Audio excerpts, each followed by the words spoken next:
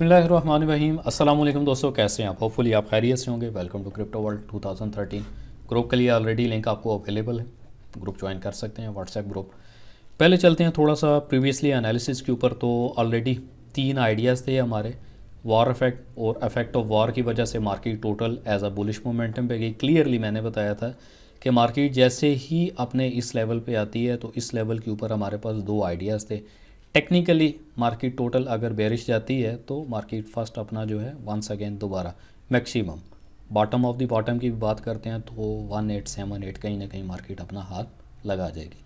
But affect of war और affect of war की वजह से मार्केट की एक रीटेस्ट और रीटेस्ट के बाद सेकंड जो हमारे पास एक मजबूत जोन जो यहाँ पे परफॉर्म कर रहा था 1947 1953 एग्जैक्टली इस जोन ने 110% परफॉर्म किया।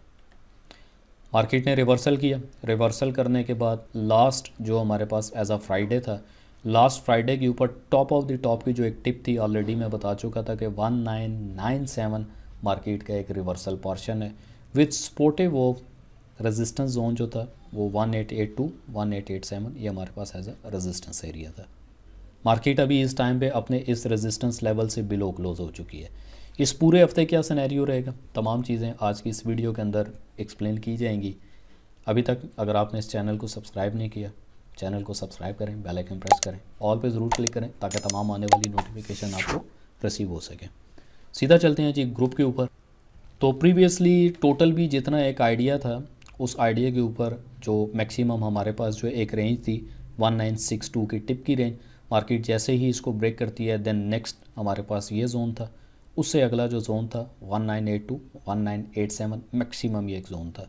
और टॉप ऑफ द टॉप एक जो फाइनल जोन 1997।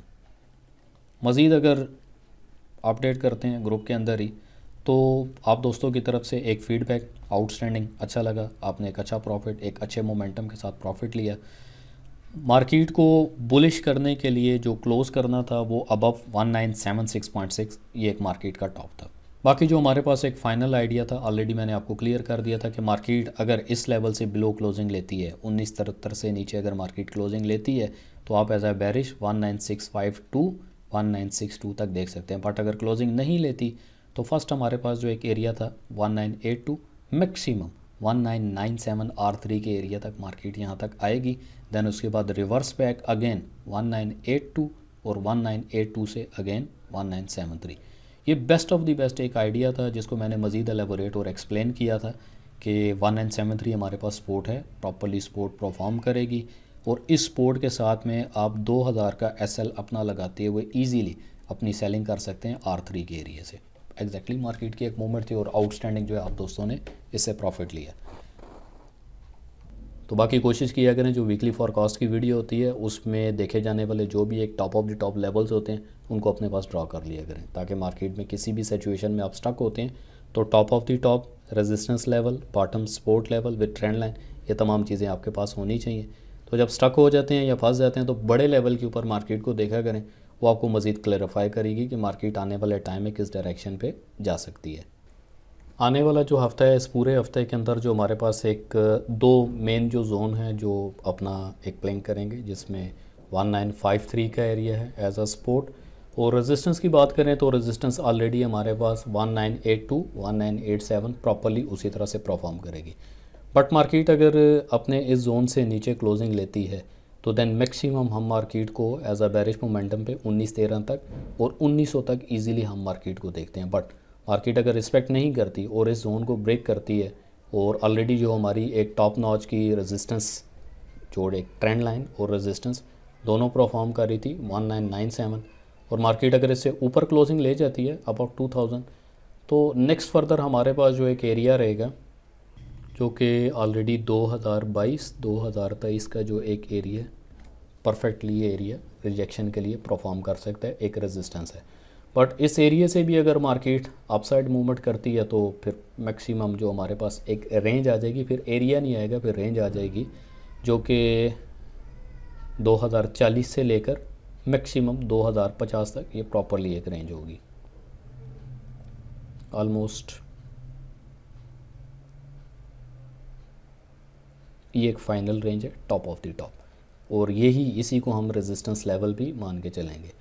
फर्स्ट जो रेजिस्टेंस लेवल है ऑलरेडी जिसने रेजिस्ट किया 199697, और अगर मार्केट अगर थोड़ा सा रीटेस्ट करती है और रीटेस्ट करने के बाद दोबारा से 1954 अफेक्ट ऑफ वार अगर स्टिल इसी तरह से रहता है तो मार्केट यहीं से अपना अपसाइड मूव करते हुए, क्योंकि जो क्लोजिंग है वो 82 से नीचे है, मार्केट अगर बिलो ऑन दिस लेवल जो कि ऑलरेडी 194753 यानी 1947 1953 का एक लेवल है, अगर मार्केट यहाँ तक हिट बैक रीटेस्ट करती है और दोबारा अपसाइड द मूव करती है तो दोबारा से मार्केट को इसी लेवल और देन इस लेवल का सामना करना पड़ेगा।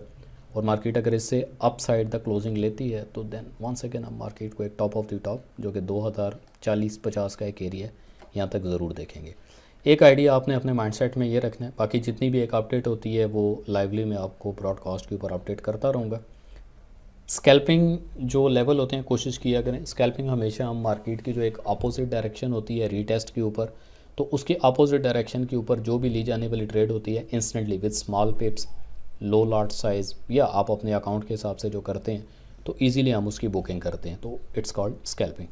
बाकी फंडामेंटली अगर देखते हैं तो मंडे के दिन टेक्निकली मार्केट ये मूव है, और नेक्स्ट डे ट्यूसडे के दिन अगर देखते हैं तो 6:45 के ऊपर फ्लैश मैन्युफैक्चरिंग पीएमआई की न्यूज़ है 49.8 49.5, अगर लेस देन डाटा आता है तो मार्केट अपनी जस्ट रेंज करेगी। फ्लैश सर्विसेज पीएमआई की न्यूज़ भी है इसी तरह 50.1 59.9, अगर दोनों डाटा अगर लो आते हैं तो मार्केट जस्ट रेंज करेगी।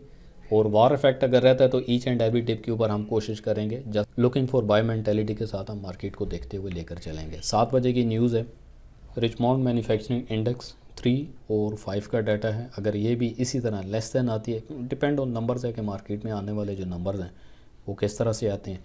लास्ट 2 हफ्ते से आप देख रहे हैं कि जितनी भी लाइक सीपीआई पीपीआई की जो भी न्यूज़ आई थी मार्केट में पॉजिटिव होने के बावजूद भी उस तरीके से गोल्ड को एज अ रिवर्सल या as a bearish other to and other pairs अगर देखा जाए तो उस तरह से रिवर्सल मार्केट को नहीं किया गया। बुध के दिन अगर हम देखते हैं तो बुध के दिन भी तकरीबन 7 बजे एक मीडियम इम्पैक्ट की न्यूज़ है, न्यूज़ होम सेल्स के अकॉर्डिंग एक्सपेक्ट किया जा रहा था कि बुध के दिन एक अच्छी न्यूज़ हो हमेशा की तरह, बट नहीं है। जुमरात के दिन बात करें तो 5:30 के ऊपर एडवांस जीडीपी का डाटा है जिसमें ऑलरेडी 2.1% और 4.3% फॉरकास्ट किया जा रहा है।